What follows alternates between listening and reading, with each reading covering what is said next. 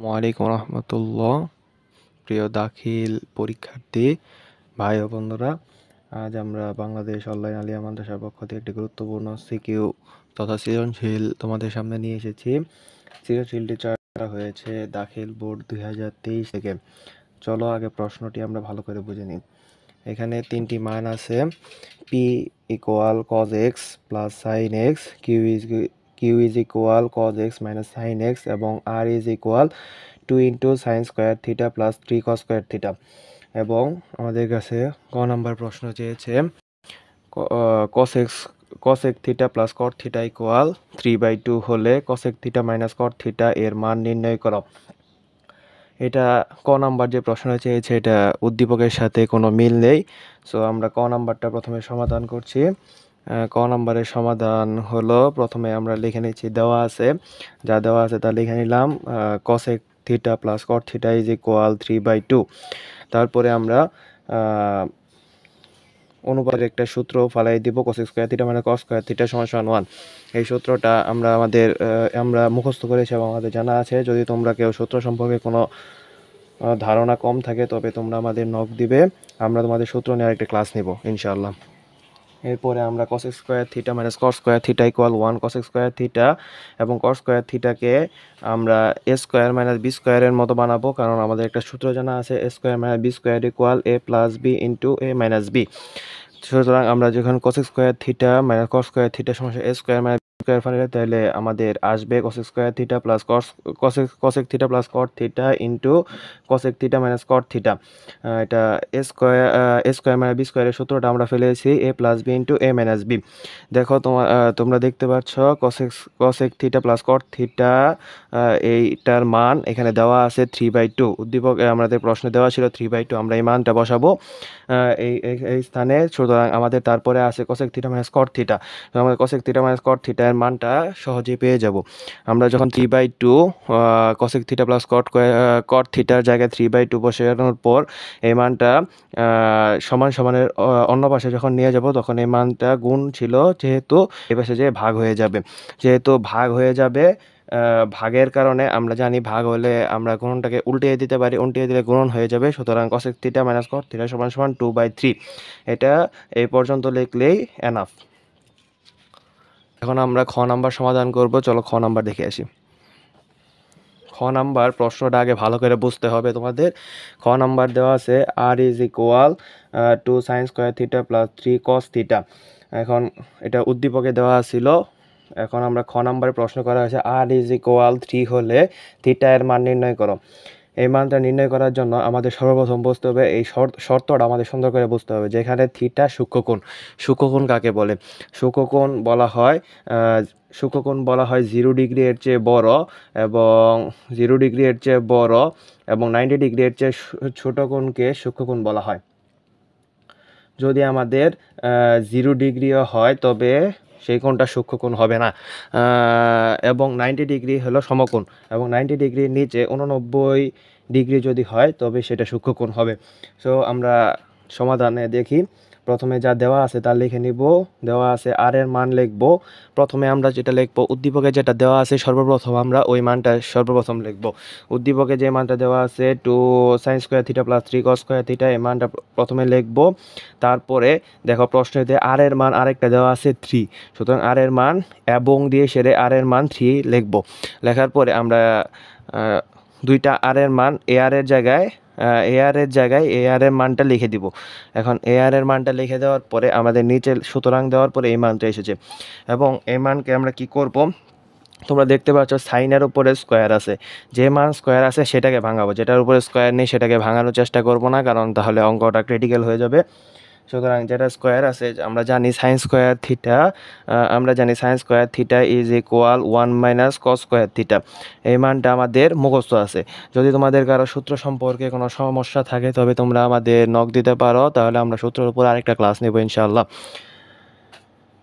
এখন আমরা যদি sign square theta 1 minus cos square theta এই মানটা সাইন স্কোয়ারের জায়গায় বসিয়ে দিই তাহলে এই মানটা আসে। এই মানটা আসার পরে আমরা দেখো এখানে সামনে 2 আছে, 2টা কিন্তু আলাদাভাবে গুণ আকারে আছে, এটা আলাদাভাবে লিখতে হবে। এবং এই 2 সাথে পরে এখানে আমরা এখানে পুরাটুক গুণ করে দিয়েছি, গুণ করে দেওয়ার পরে আমার এই মানটা নেমেছে। এখন দেখো এখানে 2 আছে প্লাস এই প্লাস 2টা যদি আমি এই পাশে নিয়ে যাই তাহলে -2 হবে। -2 যদি আমি 3 থেকে যদি -2 যদি বিয়োগ করে দিই তাহলে 1 হবে। দেখো আমাদের এখানে -2 আছে, কিন্তু আমাদের যেহেতু এই অঙ্কটাকে মাইনাস থাকলে চলবে না, আমাদের প্লাস করতে হবে, যেহেতু এটা স্কোয়ার বড় মান, সেহেতু আমরা কি করব -1 দিয়ে এখান থেকে -1 আমি কমন নেব। কমন নেওয়ার পরে আমাদের এখানে আছে 2 cos square theta minus 3 cos square theta. এখন এই -1 আমরা এই পাশে যাওয়ার পরে আমাদের গুণ হয়ে এই পাশে -1 হয়ে যাবে। এখন এই -1টাকে আমরা আবার সমান সমানের বাম পাশে আনার পরে এটা পুরোটুকু এইভাবে একটা মান আসবে, যে 2 cos square theta minus 3 cos theta plus 1 is equal 0। এখন আমাদের কি করতে হবে, এখানে আমাদের মিডল টার্ম করতে হবে। তোমরা যদি চাও মিডল টার্মে কেউ এখানে এ ধরে বি ধরে করতে পারো, কজের মান এ বি এক্স এইভাবে ধরে করতে পারো, বা সরাসরি করতে পারো। আমি এখানে সরাসরি করেছি, দেখো তোমরা কি করেছি। এখানে আমরা মিডল টার্ম যায় 2 আর 1-এ, সুতরাং আমরা মিডল টার্ম দিছি 2 cos square theta minus 2 cos theta minus cos theta plus 1। এখন আমরা এই মিডল টার্ম থেকে কমন নিব। এখানে দেখো 2 cos square theta minus 2 cos square theta minus 2 cos theta, এখান থেকে 2 cos থিটা কমন যায়, সুতরাং আমরা এখানে যে 2 cos থিটা যদি কমন দিই তাহলে cos থিটা -1 হবে। আবার এখান থেকে -1 কমন যায় তাহলে cos থিটা -1 হবে। এখন তোমরা দেখতে পাচ্ছ অবশ্য। এখন আমরা দুই পাশে থেকে যা কমন ছিল তা আলাদাভাবে লিখে দিলাম। লিখে দেওয়ার পরে আগে আমাদের ডান পাশে 0 ছিল, এখন আমাদের 0 আছে। এখন তোমাদের এখানে একটা গুরুত্বপূর্ণ একটা কথা, যে দুটি গুণফলের মান যদি 0 হয় তবে প্রত্যেকটির মান হবে 0। এখন তোমরা দেখতে পাচ্ছ দুটি গুণফল, এই দুইটা গুণ আকারে আছে, যেহেতু এই দুইটার মান 0 সেহেতু এটার মানও 0, এটার মানও 0, সেহেতু এই দুইটার মান যেহেতু 0, সুতরাং আমরা হয় এবং অথবা দিয়ে লিখবো। হয় দিয়ে প্রথম মানটা লিখলাম cos থিটা -1 ইজ ইকুয়াল 0। সুতরাং আমরা যদি -1টাকে সমান সমান এই পাশে আনি তাহলে cos থিটা ইজ ইকুয়াল 1 হবে। আর cos 0 ডিগ্রির মান 1 তোমরা হয়তো বা জানো, cos 0 ডিগ্রির মান 1, সুতরাং থিটা এর মান হবে 0। কিন্তু তোমাদের যে শর্ত সম্পর্কে বলছিলাম যে সূক্ষ্মকোণ হবে 0 ডিগ্রির চেয়ে বড়, সূক্ষ্মকোণ হবে 0 ডিগ্রির চেয়ে বড় এবং 90 ডিগ্রি এর চেয়ে ছোট, 90 ডিগ্রি এর চেয়ে ছোট। সুতরাং দেখতে পাচ্ছ থিটা এর মান 0 ডিগ্রি, সুতরাং এটা শর্ত বিরোধী, শর্তের মতে পড়েনি, সেহেতু এই মানটি আমাদের গ্রহণযোগ্য নয়। সুতরাং আমরা দ্বিতীয় মানটি দেখব। দ্বিতীয় মান কি আছে, 2 cos থিটা -1। 2 cos থিটা -1 কে আমরা অথবা দিয়ে এখানে লিখলাম, অথবা 2 cos থিটা -1 ইজ ইকুয়াল 0। সুতরাং 2 cos থিটা ইজ ইকুয়াল 1, সুতরাং cos থিটা ইজ ইকুয়াল 1/2, 1/2 যদি হয় তাহলে এখানে আমরা জানি cos 60 ডিগ্রির মান হাফ, সুতরাং আমরা থিটার মান হলো 60 ডিগ্রি। দেখো থিটার মান কিন্তু 60 ডিগ্রি কিন্তু একটি সূক্ষ্মকোণ, সুতরাং এইটাই আমাদের আনসার। যদি এখানে যে থিটার মান কত, তো আমাদের লিখতে হবে, সুতরাং থিটা ইজ ইকুয়াল 60 ডিগ্রি। যদি আমাদের আরেকটি যদি থিটার মান যদি সূক্ষ্মকোণের ভিতরে পড়তো তাহলে এখানে কমা দিয়ে আরেকটি মান আমরা লিখতাম। এখন তারপরে গ নাম্বার প্রশ্নে যাই। সৃজনশীলের গ নাম্বার প্রশ্ন। এখানে উদ্দীপকে দুইটা মান দেওয়া আছে, Q is equal cos x minus sine x এবং P is equal cos x plus sine x. এখন আমাদের প্রশ্নে বলছে Q is equal √2 sine x হলে দেখাও যে P is equal √2 cos x। অঙ্কটা দেখতে একটু কঠিন মনে হলো, অঙ্কটা কিন্তু সহজ। এটা কিন্তু আগের কনসেপ্ট অনুযায়ী কাজে লাগবে। যেমন এখানে কজের মান যখন তোমাদের দেখতে হবে কোনটার দুইটা মান দেওয়া আছে, যেমন কিউ এর দুইটা মান দেওয়া আছে, এই যে Q equal cos x minus sine x এবং Q equal minus √sin x √2 sin x। যেহেতু দুইটা মান দেওয়া আছে সুতরাং আমরা কিউ দিয়ে কাজ করব। তোমরা দেখো দেওয়া আছে কি আগের মতো লিখে নিয়েছে। কিউ এর একটা মান দেওয়া আছে, উদ্দীপকেরটা সর্বপ্রথম লিখবো, তারপরে প্রশ্নে যেটা দেওয়া আছে ওটা লিখবো। লেখার পরে আমরা দেখো কি করতেছি। লেখার পরে সুতরাং দিয়ে এই দুইটা মানকে সমান সমানের দুই পাশে লিখে দেব। এখন আমরা এখানে একটা গুরুত্বপূর্ণ কাজ করব। দেখো এখানে সাইন আছে, এখানে সাইন আছে, সাইন সাইন দুইটা একসাথে করব। সুতরাং এটা সমান সমানের পাশে আসার পরে সাইন সাইন দুইটা একসাথে করলাম। এখন তোমরা দেখো এই দুইটা থেকে সাইন এক্স কমন যায়, সাইন এক্স যদি কমন যায় এখানে থাকে √2, আর এখান থেকে যেহেতু সাইন এক্স কমন যায় সে আমরা জানি মনে মনে সব স্থানে একটা করে 1 থাকে, সুতরাং এখানে একটা 1 আর এখানে প্লাস আছে, জন্য এখানে প্লাস দেওয়া হয়েছে।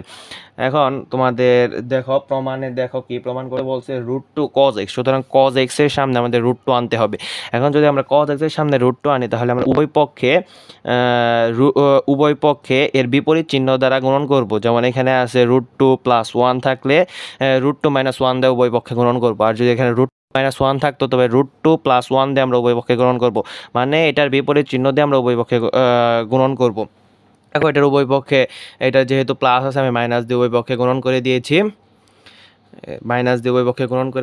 এবং মাইনাস দিয়ে গুণন করার পরে এখানে গুণনের সাথে cos x রে উভয় আবার গুণন করে দিয়েছি। যেমন √2 - 1 কে √2 cos x - cos x লিখছি, এবং এখানে তুমি দেখো √2 + 1 আর √2 - 1, এখানে তোমরা একটা সূত্র আগেও যে সূত্রটা বলেছে a² - b² = a + b * a - b, এই সূত্রটা দেখো এখানেও পড়েছে। সুতরাং আমরা এখানে a² - b² ফেলাই দিলাম। এখন দেখো √2-র উপরে যদি স্কোয়ার হয় তবে হয়ে যায় হলো 2, এবং 2 থেকে যদি আমরা 1কে বাদ দেই তবে আমাদের আসে হলো 1। যেহেতু 1 লেখার দরকার নেই সেহেতু আমরা এখানে আর কিছু লিখিনি। সুতরাং এখন দেখো তোমাদের কি আসছে, এখানে আসছে √2 cos x - cos x = sin x। sin x, এখন দেখো তোমরা যদি আগে স্লাইডটাকে আগের পেজটা যদি আমি একটু আনি, এখানে দেখো p এর মান দেওয়া আছে cos x + sin x। সুতরাং আমাদের কিন্তু sin x এবং এইটা মাইনাস cos x যদি আমরা এই পাশে নিয়ে আসি তাহলে cos x, sin x + cos x, আমাদের কিন্তু মানটা কিন্তু বাইরে পড়েছে। এখন আমরা সমান সমানের এই পাশে এটা নিয়ে যাব, এই পাশে এটা, যেহেতু আমরা সমান সমান পরিবর্তন করব, এই পাশে ওই পাশে নিয়ে যাব সেহেতু কোনো পরিবর্তন হবে না।